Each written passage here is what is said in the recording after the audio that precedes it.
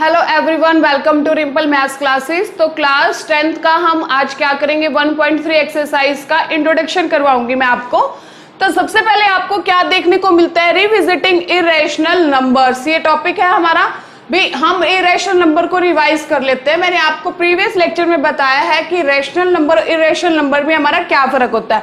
हम फिर से थोड़ा रिवाइज कर लेते हैं। इरेशनल नंबर आपको क्या बताया, वैसे नंबर जो कि हमें क्या होता है, पी बाय क्यू फॉर्म में नहीं लिखे जाते, where q not equal to 0 होता है। इस फॉर्म में कौन से लिखे जाते हैं, हमारे रेशनल नंबर्स लिखे जाते हैं।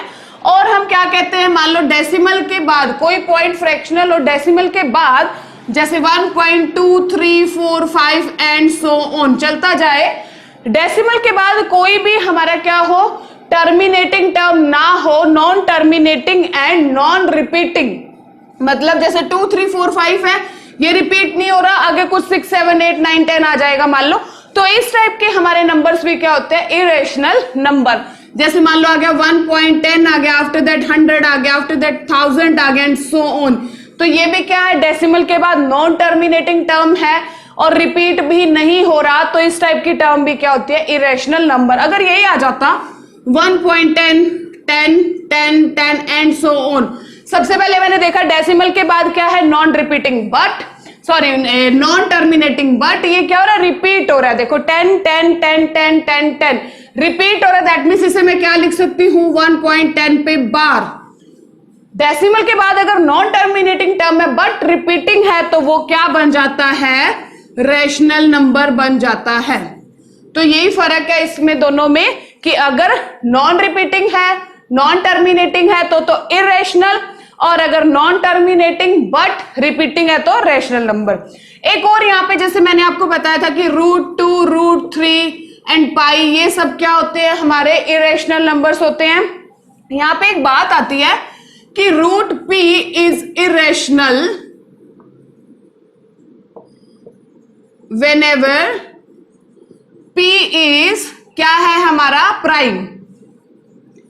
प्राइम का आपको मीनिंग पता है, प्राइम नंबर भी बता चुकी हूं, कंपोजिट नंबर है, प्राइम नंबर होते हैं। प्राइम नंबर कैसे होते हैं, वो नंबर जिनके क्या होते हैं, दो डिवाइजर्स होते हैं, या तो 1 या क्या हो इटसेल्फ, कि वो दो से ही डिवाइड होने चाहिए, तो 1 से या इटसेल्फ से। जैसे क्या है, एग्जांपल देखिए, 2 एक प्राइम नंबर है, सबसे छोटा इवन प्राइम नंबर है, 3 हो गया, 5 हो गया, 7 हो गया, इसी टाइप से 11 हो गया। ये सब क्या है, हमारे प्राइम नंबर है, क्योंकि आप खुद देखो कि ये या तो 1 से डिवाइड होंगे या ये खुद के टेबल पे ही जाएंगे। ठीक है, तो ये प्राइम नंबर था।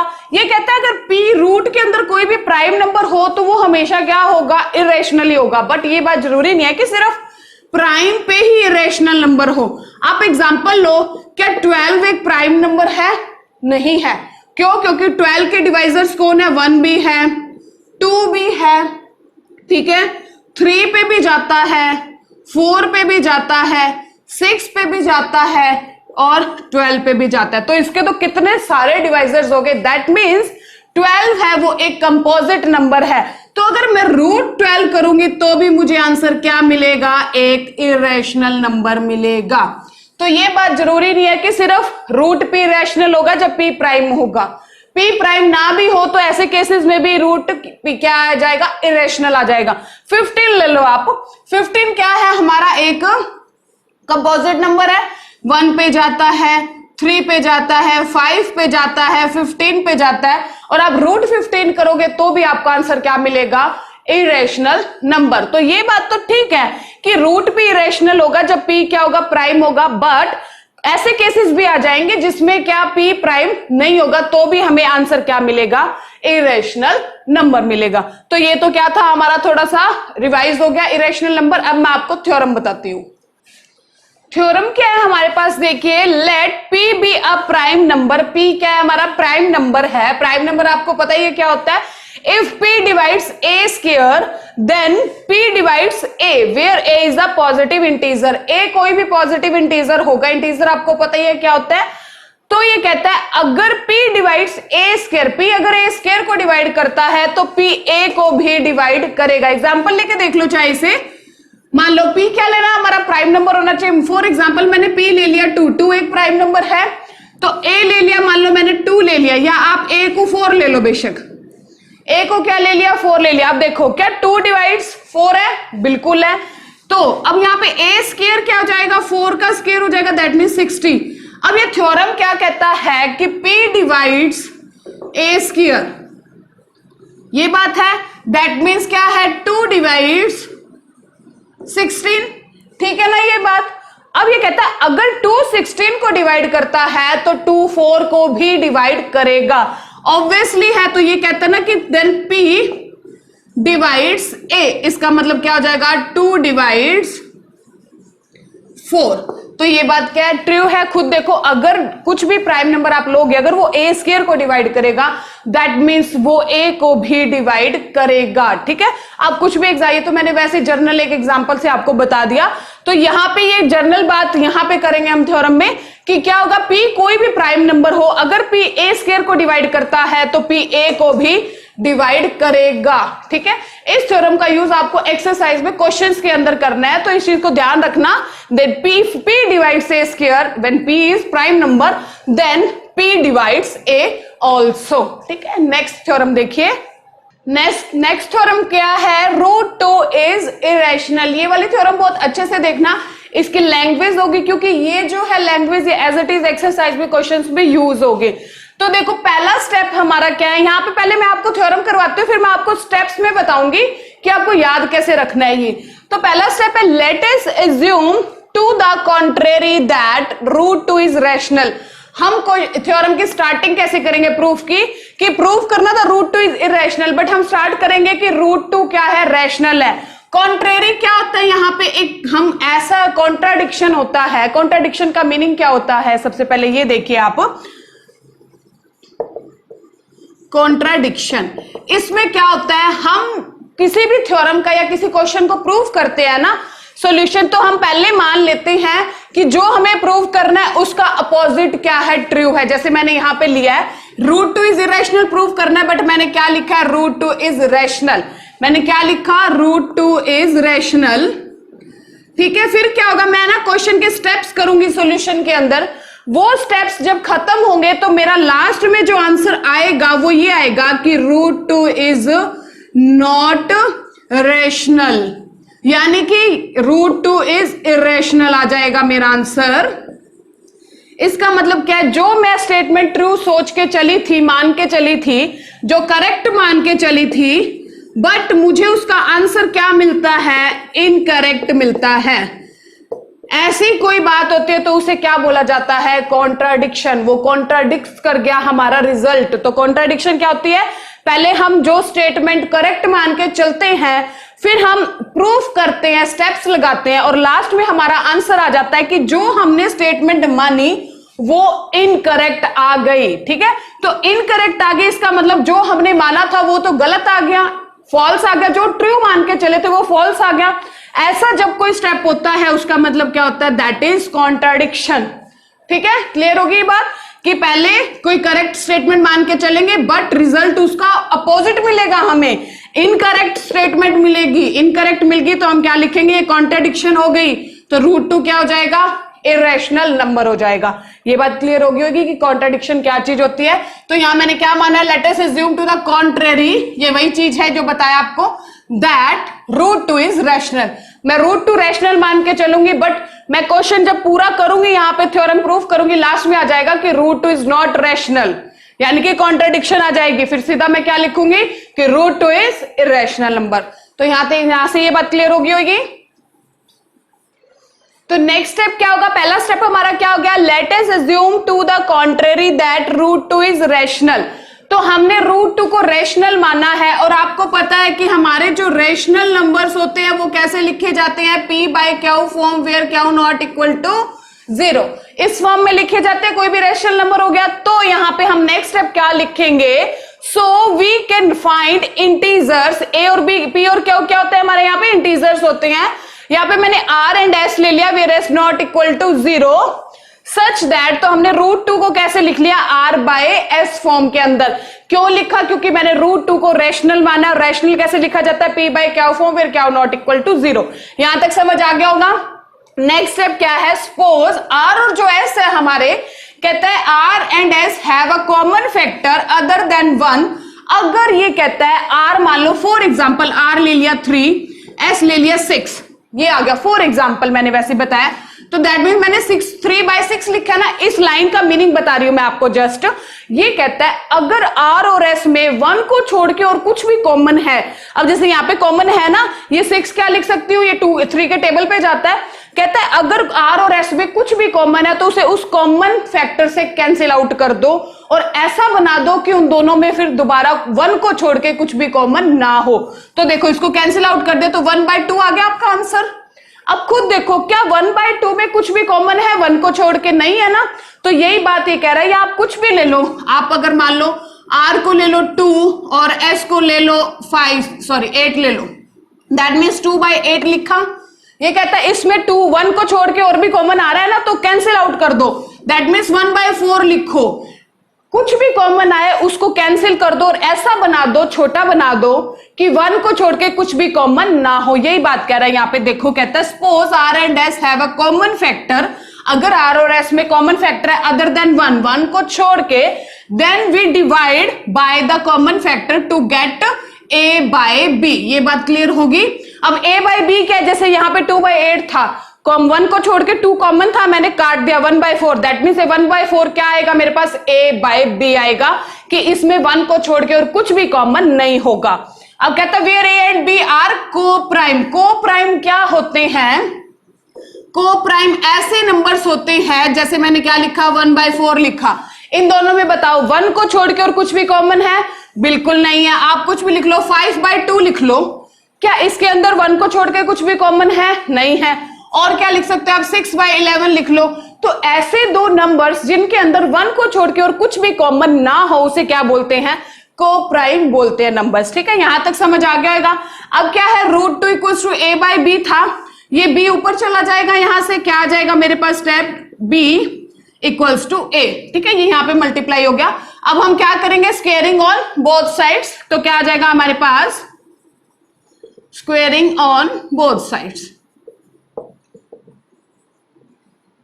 अब स्क्वेयर कर दो, यहां पे क्या हो जाएगा, क्या आ जाएगा स्टेप मेरे पास, b² आ जाएगा, √2 का स्क्वेयर आ जाएगा, = a² आ गया। और आपको ये बात पता है √2 का मीनिंग क्या था, 2 की पावर 1/2 का अगर स्क्वेयर करेंगे तो 2 से 2 क्या हो जाता है, कैंसिल हो जाता है। यहां से फिर मेरे पास क्या आ जाएगा, b²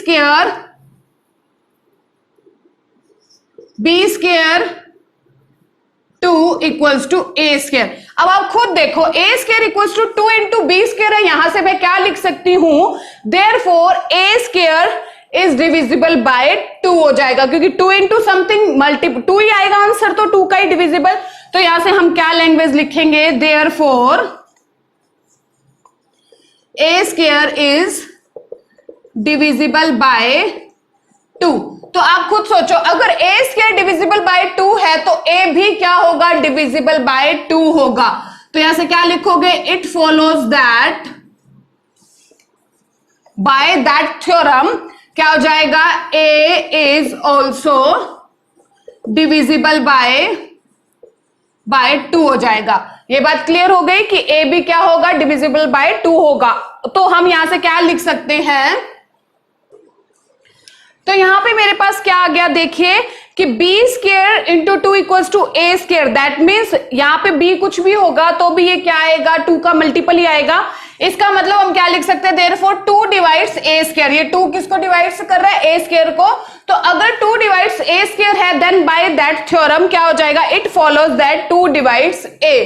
ठीक है, it follows that 2 divides a also, 2a को भी डिवाइड करेगा। तो यहां से हम क्या लिख सकते हैं, so we can write a = 2c। अगर मान लो ये बात है कि 2 डिवाइड्स a, तो यहां पे क्या हो जाएगा, a क्या हो जाएगा, 2 का मल्टीपल हो जाएगा, और c कोई भी हमारा इंटीजर हो सकता है, c कुछ भी होगा, तो इसे हम इस टाइप से लिख सकते हैं। अब हम क्या करेंगे, a की वैल्यू पुट करेंगे इक्वेशन नंबर 1 के अंदर, तो क्या आ जाएगा, putting a = 2c in equation 1। यहां पे पुट कर दो, इक्वेशन 1 क्या थी, b² 2 = a²। तो क्या आ जाएगा यहां से मेरे पास, 2b² = a² था, a² का मतलब क्या आ जाएगा, 2c का क्या आ जाएगा, यहां पे स्क्वायर आ जाएगा। तो वो क्या मिलेगा मुझे 2b square equals to 4c square. अब कैंसिल आउट कर देते हैं यहां पे, तो क्या आ जाएगा मेरे पास b square equals to 2c square. तो अब खुद देखो यहां से ये था तो हम लिखा था 2 डिवाइड्स a स्क्वायर, तो यहां पे अब क्या लिखेंगे कि 2 किसको डिवाइड कर रहा है b को, तो क्या लिखेंगे नाउ क्या आ जाएगा 2 डिवाइड्स b स्क्वायर, 2 डिवाइड्स कर रहा है b स्क्वायर को, तो यहां से फिर क्या हो जाएगा इट फॉलोज दैट कि 2 डिवाइड्स b ऑल्सो। ठीक है, अब आप खुद देखो यहां से क्या रिजल्ट मिल रहा है। हम ऊपर तो कह के चले थे कि a और b में कुछ भी कॉमन नहीं है, 1 को छोड़ के a और b क्या थे कोप्राइम। कोप्राइम का मतलब क्या, सिर्फ 1 कॉमन और कुछ भी कॉमन नहीं है। बट अब आप देखो यहां तो ये कहता है 2 divides a and also 2 divides b, that means यहां पे a और b में एक और कॉमन आ गया, 1 तो था ही 2 और कॉमन आ गया। तो अगर 2 कॉमन आ गया तो यहां पे ये कोप्राइम नहीं रहे, यानी कि जो हमने माना था वो जो हमारी स्टेटमेंट हम ट्रू सोच के चल रहे थे वो हमारी फॉल्स आ रही है यहां पे। तो लैंग्वेज क्या लिखेंगे देखिए, तो यहां से हम क्या लैंग्वेज लिखेंगे, therefore a and b have at least 2 as common factor. ठीक है, a और b में क्या आ गया 2 कॉमन फैक्टर आ गया। ये देखो यहाँ पे लाइन लिखी थी ना कि 2 डिवाइड्स a और मुझे क्या मिल गया 2 डिवाइड्स b, यानी कि a और b में क्या कॉमन आ गया 2 आ गया और 1 ऑलरेडी था। तो हम क्या लिखेंगे, but this contradicts that the fact that a b have no common factor other than 1, यानी कि इस बात को कॉन्ट्राडिक्ट कर रहा है। आगे तो कहा था कि a और b कोप्राइम है, दैट मीन्स a और b में सिर्फ 1 कॉमन और कुछ भी कॉमन नहीं है, बट यहां आ गया कि a और b में तो 2 भी कॉमन है। इसका मतलब क्या हो गया कि ये क्या आ गया हमारा कॉन्ट्राडिक्शन, कि जो हम मान के चल रहे थे वो गलत बात आ गई कि 1 के अलावा 2 भी यहां पे कॉमन है। ठीक है, तो हम क्या लिखेंगे, this contradiction has arisen because, ये कॉन्ट्राडिक्शन क्यों आई, because of our incorrect assumption that root 2 is rational. हमने एक इनकरेक्ट अजम्पशन ली थी कि रूट 2 हमने क्या लिया था रैशनल, बट रूट 2 क्या आ गया हमारा, so we conclude that root 2 is irrational. तो देखिए लैंग्वेज आपको याद करनी है, हर क्वेश्चन में यही लैंग्वेज यूज करनी है। मैं दोबारा से रिवाइज कराती हूँ फटाफट। सबसे पहला step, let us assume contrary that root 2 is rational. हमने रूट 2 रैशनल माना तो वो r बाई एस फॉर्म में लिखा जाएगा। ठीक है, और ये कहता है r and s have common factor other than 1। अगर r और s में 1 से ज्यादा कॉमन फैक्टर है तो उसे कैंसिल आउट करके ऐसा बना लो कि उनमें 1 को छोड़ के कुछ भी कॉमन फैक्टर ना बचे। Then we divide by the common factor to get a by b where a and b are coprime. Coprime क्या होता है, 1 को छोड़ के कुछ भी कॉमन ना हो। तो root 2 equals to a by b हो गया, ये क्या हो जाएगा ऊपर मल्टीप्लाई हो जाएगा, स्क्वायरिंग ऑन बोथ साइड्स कर देंगे तो b square root 2 square equals to a square हो जाएगा। क्या आ गया, b square into 2 equals to क्या आ गया a स्क्वायर आ गया। देयरफॉर इसका मतलब क्या है, a square equals to 2 into something है, that means 2 divides a square. तो अगर 2 डिवाइड्स a स्क्वायर है then 2 divides a also by that theorem. ठीक है, आगे कहते हैं now we can write as, अगर 2 डिवाइड्स a है तो हम a को क्या लिख सकते हैं 2c, where c some integer. ठीक है, मल्टीपल ऑफ 2। तो क्या हो जाएगा, देयरफॉर हम a की वैल्यू कहां पुट कर देंगे, इक्वेशन फर्स्ट में पुट कर देंगे। क्या आ जाएगा 2b square equals to 2c square, क्या आ जाएगा 4c square, then b square equals to 2c square. फिर से वही बात आ गई कि 2 divides b square, it follows that 2 divides b also. अब यहां से हमारी 2 बातें आ गई कि a और b में कम से कम 2 हमारा कॉमन फैक्टर है, और पहले क्या कहा था कि कॉमन फैक्टर सिर्फ 1 है। तो but this contradicts the fact that a and b have no common factor other than 1. This contradiction has arisen because of our incorrect assumption that root 2 is rational. So we conclude that root 2 is irrational. तो देखो वैसे आप इस theorem को step wise कर सकते हो कि फर्स्ट स्टेप में हमें क्या लिखना है, क्रॉस मल्टीप्लाई करना है, स्क्वायरिंग करना है, पुट करना है, उसके बाद सीधा क्या आ जाएगा हमारी थ्योरम का प्रूफ हो जाएगा। नेक्स्ट देखिए, अब यहां पे आप इस थ्योरम को स्टेप वाइज कैसे कर सकते हैं। स्टेप फर्स्ट क्या आएगा हमारा कि आप रूट 2 को क्या लिख दोगे a बाय b फॉर्म से। अगर ये छोटा सा याद हो जाएगा लैंग्वेज बीच में अपने आप आ जाएगी। a बाय b लिखा, सेकेंड स्टेप क्या आएगा, b को ऊपर मल्टीप्लाई किया, थर्ड स्टेप क्या आएगा, इसका स्क्वायरिंग किया, हमने स्क्वायरिंग कर दिया तो b square root 2 square equals to a square आ जाएगा, रूट 2 स्क्वायर क्या हो जाएगा 2 हो जाएगा। ये इक्वेशन 1 करना। नेक्स्ट स्टेप क्या होगा कि a इक्वल्स टू 2 से पुट करना है हमने, फिर a की वैल्यू यहाँ इक्वेशन फर्स्ट में पुट कर देना, तो 2b square equals to 4c square आ जाएगा, कैंसिल आउट होके क्या आ गया, b square equals to 2c square. तो अगर आप ऐसे डायरेक्ट याद रख लोगे तो बीच में आपकी लैंग्वेज भी याद आ जाएगी कि इसके बाद हमने क्या लिखना था, इसके बाद हमने क्या लिखना था। अगर ये आप रफली फटाफट कर लोगे तो आपको लर्न ये वाली थ्योरम जल्दी हो जाएगी। नेक्स्ट रिजल्ट्स देखिए, नेक्स्ट कुछ रिजल्ट्स क्या है हमारे पास, द सम और difference of a rational and irrational number is irrational. ये कहता है कि एक आप रैशनल नंबर ले लो, एक इरेशनल नंबर ले लो, अगर आप उनको ऐड करोगे, सब्ट्रैक्ट करोगे तो आपको इरेशनल ही मिलेगा। मान लो 2 एक रैशनल है और √2 एक क्या है, इरेशनल नंबर है, तो इनको ऐड ऐसे ही करते हैं, 2 + √2, और ये क्या हो जाएगा, इक्वल टू इरेशनल नंबर हो जाएगा। सिमिलरली अगर इसे हम सब्ट्रैक्ट करेंगे तो हमें क्या मिलेगा, इरेशनल नंबर ही मिलेगा, मतलब कि √2 हमारा खत्म नहीं होगा तो ये क्या रहेगा, इरेशनल नंबर ही रहेगा। नेक्स्ट है the product and quotient of a non zero rational and irrational number is also irrational. तो ये देख लो, इन दोनों की प्रोडक्ट करोगे तो यही आएगा ना, तो ये क्या है, इरेशनल नंबर।